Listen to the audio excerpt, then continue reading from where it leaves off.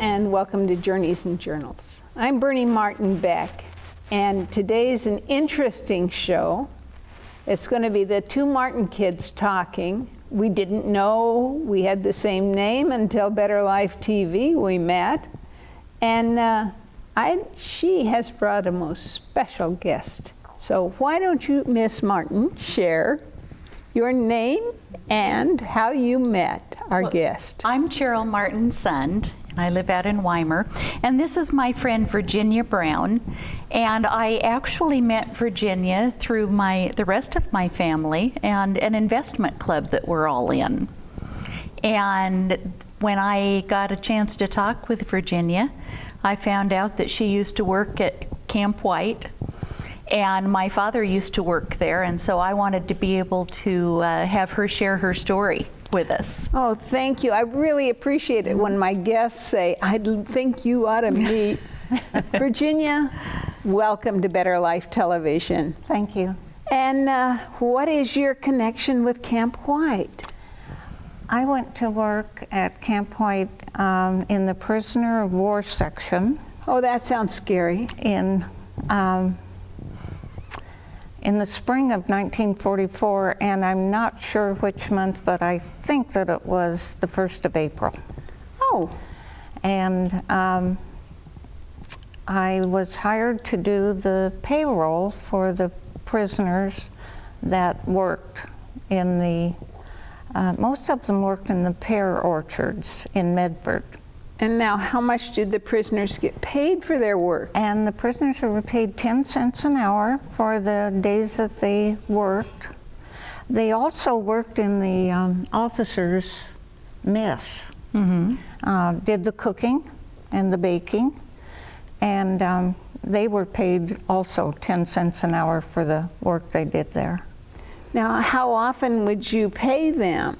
They got paid once a month. The payroll was turned in every day. Oh. And because everything was done by hand.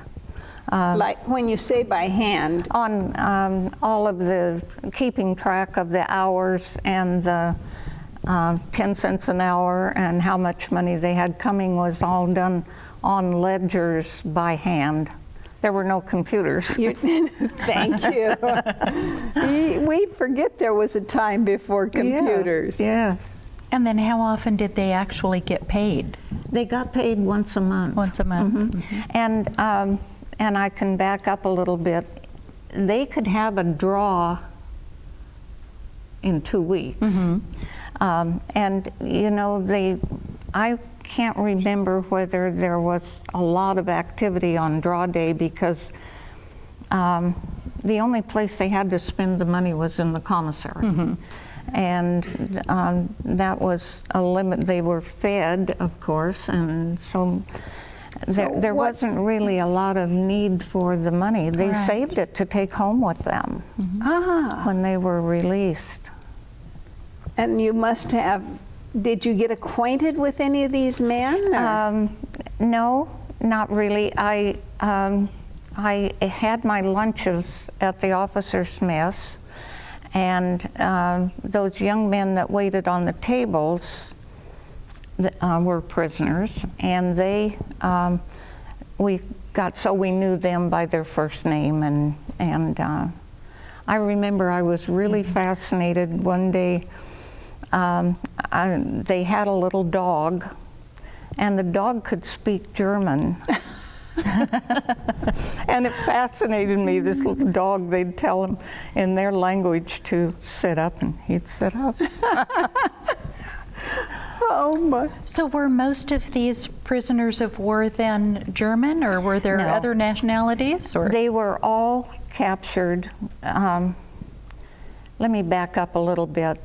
There was one barracks that was SS troops, and they were German, and they were segregated from the other prisoners, kept entirely separate.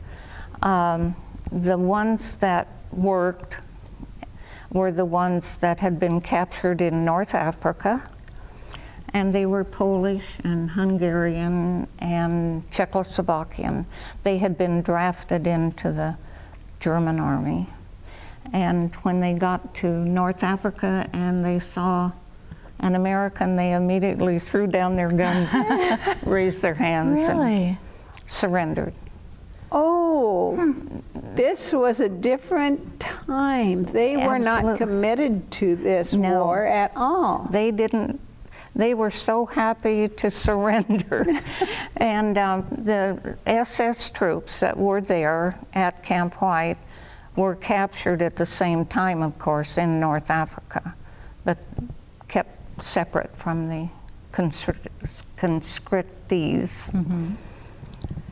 You have added such an interesting little different. If you had a choice to go in, they never worked in the orchards? They never worked in the fields? No, those they Germans? were never released from their compound, actually. They had, they had barracks and they were treated very well, but they were confined to that. They did not go out and pick pears.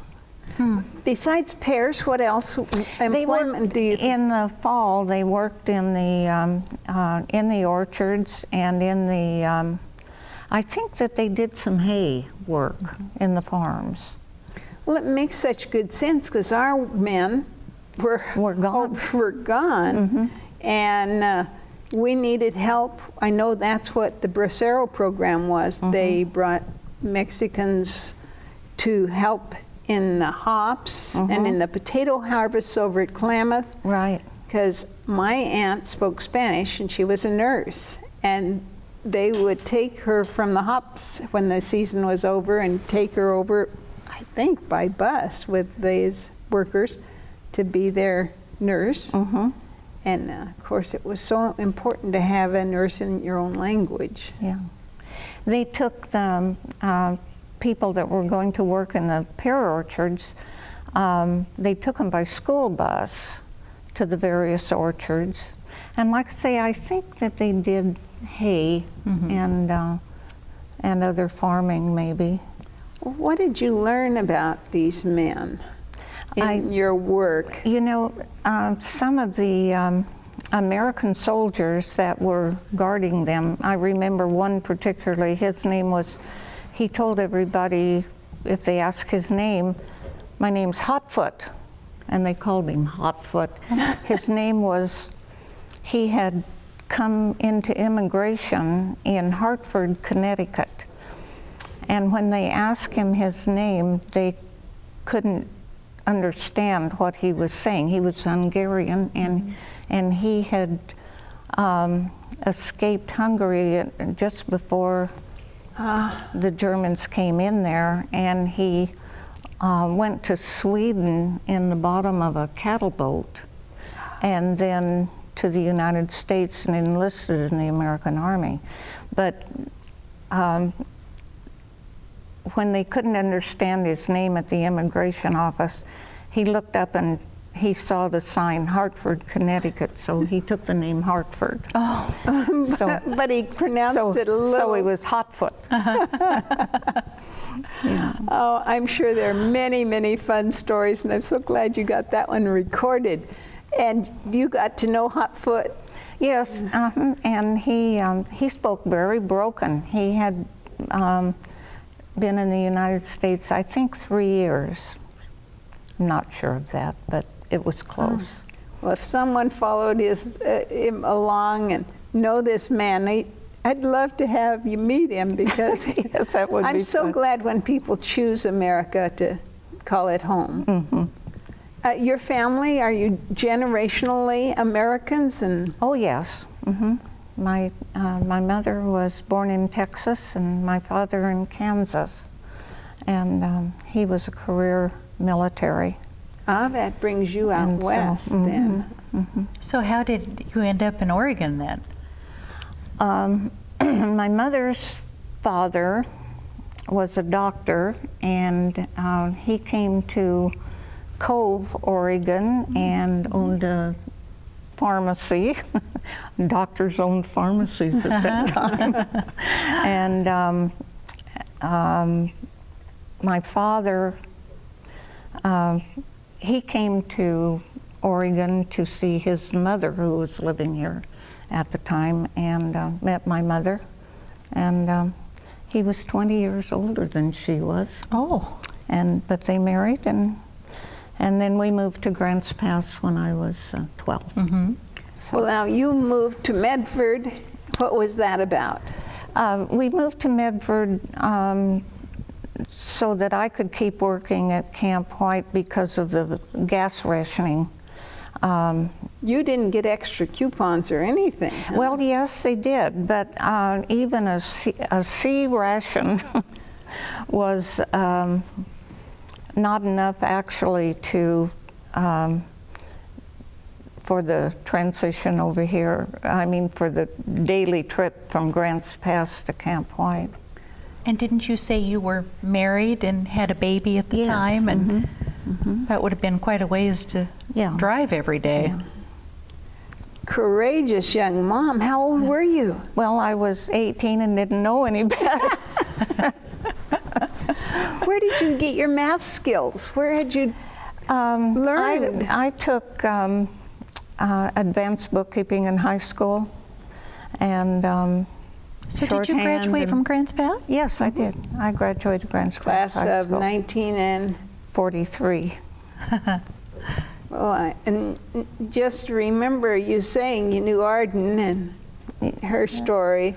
I'm not sure what year Arden graduated. I think a year ahead of me. Well, we are, her dad was one of my guests, and an incredible senior citizen. I don't know what his age was, but he really was a character. Sam McConnell. Some people may remember him. Now, what about your family? Well, my father worked as a prison guard at Camp White. So you two have this in common. Yeah. Did you know one another? No. Well, I just have met Virginia in the last, 5 years? 5 years, Something probably. like that. Yeah. But not about Camp White. No, You and I didn't don't know. even remember what brought it up. I think and that I you was- said that your father had worked there. Oh. And I said, well, so did I. Virginia, was that something to be, I mean, it's very, very patriotic that a young mom would find care for her daughter. How old was your baby? 3 months. Oh my goodness. Yeah. And who took care of your My mom. mom? What's your mom's name? My mom's name was Eunice Landers, and she was an RM.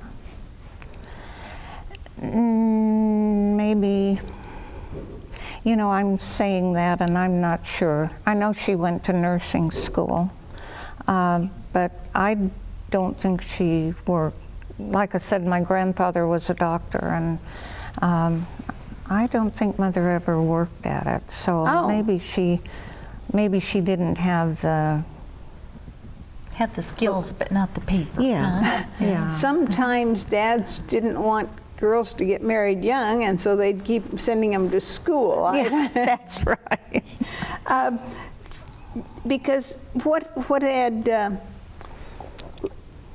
did they ever tell you stories about living in Cove? I lived in Cove for a few months. Out of every year, my mom owned a cherry orchard there, and so we'd go over and live there during the cherry harvest, and then go back to La Grande. I was born in La Grande. Oh, so you have the whole of Oregon as home. I'm a webfoot. Yeah. Well, shall we take off our shoes? I could prove it. Yeah, I was one of those lucky ones to be born here. Same here. You too. What's the So all chance? three of us are native Oregonians. I even had my husband sent for the little card that says that I am a native born. I didn't know there was one. Well, this is a long time ago. when we were living in California, and he wanted I everybody see. to know that I was a native I Oregon see. born. Your mother, can you give me stories about her? My mother was probably the most fantastic lady I've ever known. Ooh, with Mother's Day coming And- up. Right, and her at her services, I said, and which I meant sincerely, that if anyone ever says you remind me of your mother, I would love it. It would be the best compliment that I could get. Oh. And so she was a real sweetheart. She was, and she spent her life taking care of people and always concerned with other people's welfare and taking care of other people. And it was her How many father? brothers and sisters did you I have? have one brother, one sister. My sister lives in Virginia, and she and her husband did a lot of world traveling because he was a CIA person. Oh. Then we didn't know it, but he was. And she still lives in Virginia. And my brother lives in Portland. He was the assistant athletic director at the University of Oregon for several years.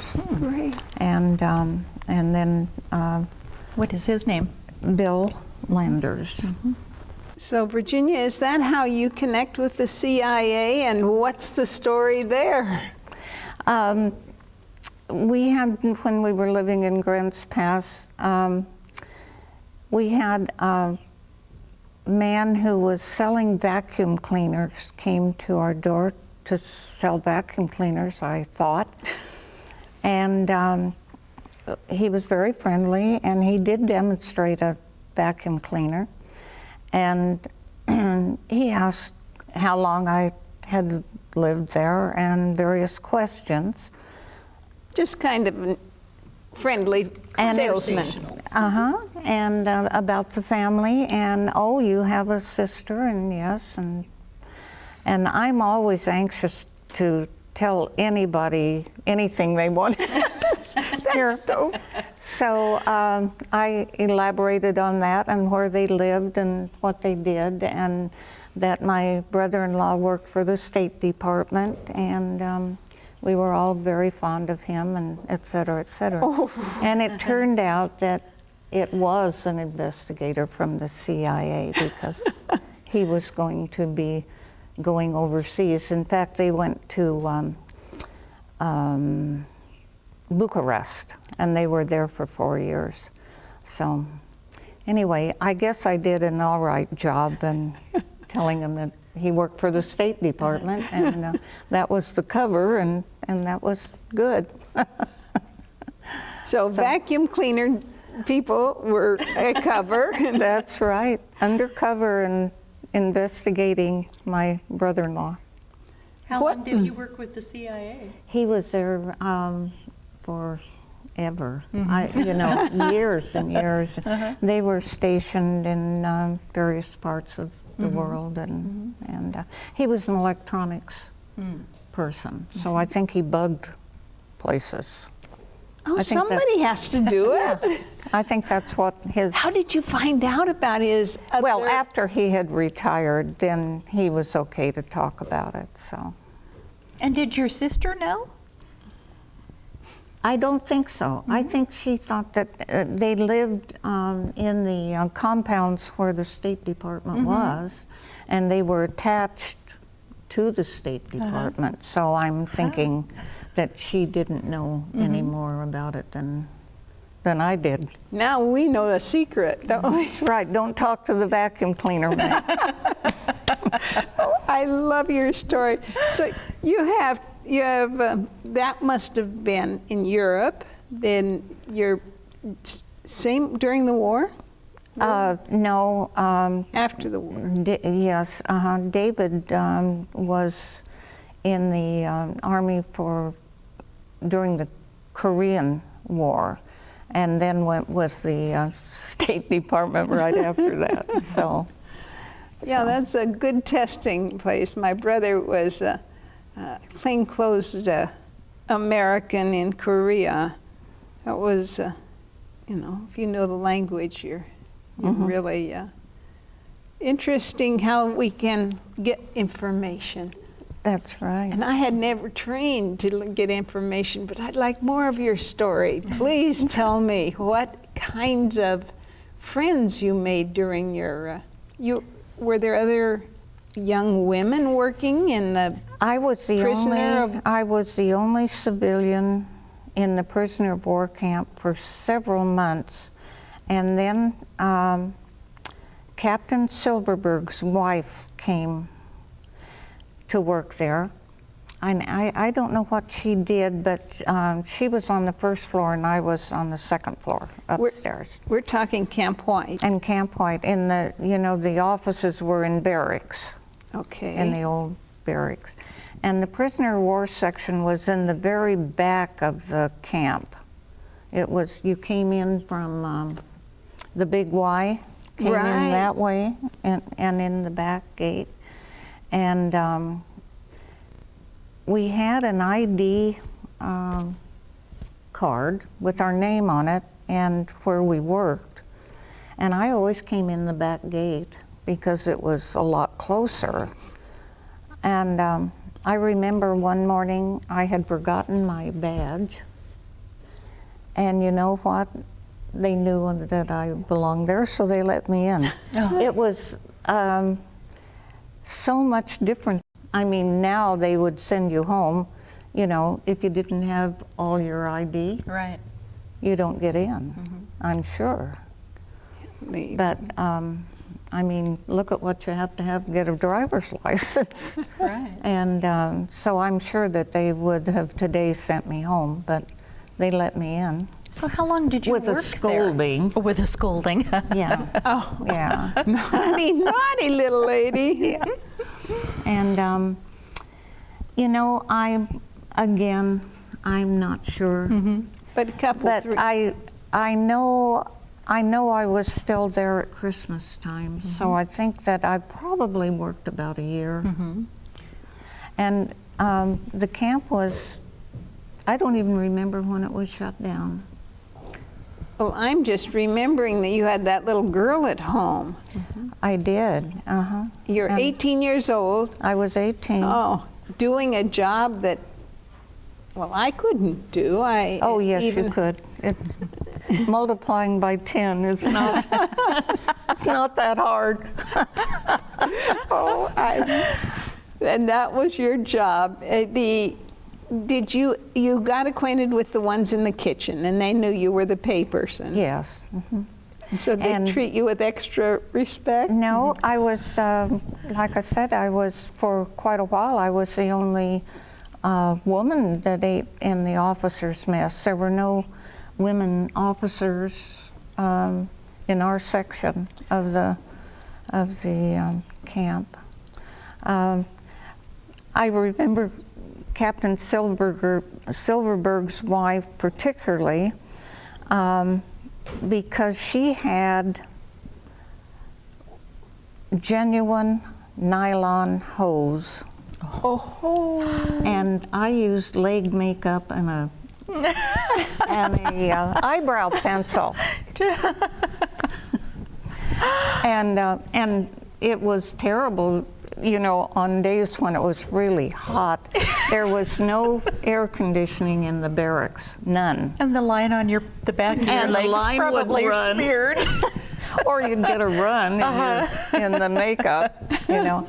But I always remember that because she had nylons. I don't know where she got them. Well, there are ways. My father-in-law always called one district the silk stocking district because those women could afford silk stockings. That's right. But that was the years before that you're talking about. Yeah. Now, were there other perks that you got as a result of working there? I mean, Just the sea ration gas thing is all I can no think of. take-home food from lunch and none of that. No take-home food. Because food was kind of scarce. One day I came back from lunch and Lieutenant Carrig said, "What did you have for lunch? What are they having for lunch today?" And I said it was roast beef, and it was really, really delicious. And one of the other officers, and I don't even know who it was, said, "Well, I sat right by you at lunch, and I had mutton." I said, "Oh." But they were German cooks, and they just were wonderful cooks. And the officers mess was using enlisted men's rations. Oh, So so you didn't get the fillets and the whole top drawer stuff? No, but it was prepared by they were really, really master chefs, those. Hey folks, if you hadn't been watching Better Life TV today, would you have had any guess that this gourmet food came from mutton? Mutton. We wave this flag, and those 48 stars are there because of you today. You were there when it waved over Camp White. That was the old agate desert. Right. It wasn't worth much. No. They knocked down the farmhouses and built thousands of buildings. Do you ever, now what's left is White City is the Dom and little else. That's right. That's right. Well, I want to thank you for serving our country so courageously. Thank you. And I hope you'll come back and tell us more stories. Thank you very Because this is wonderful news. I'm Bernie Martin Beck. Oh, thank you for coming. Thank you for finding her. I just am happy to sit in on the conversation with her. I'm here for moral support. Good. Not only that, you get a finder's fee for bringing her, because we never would have met. I'm Bernie Martin Beck saying thank you so much for tuning in. I love stories. Thank you.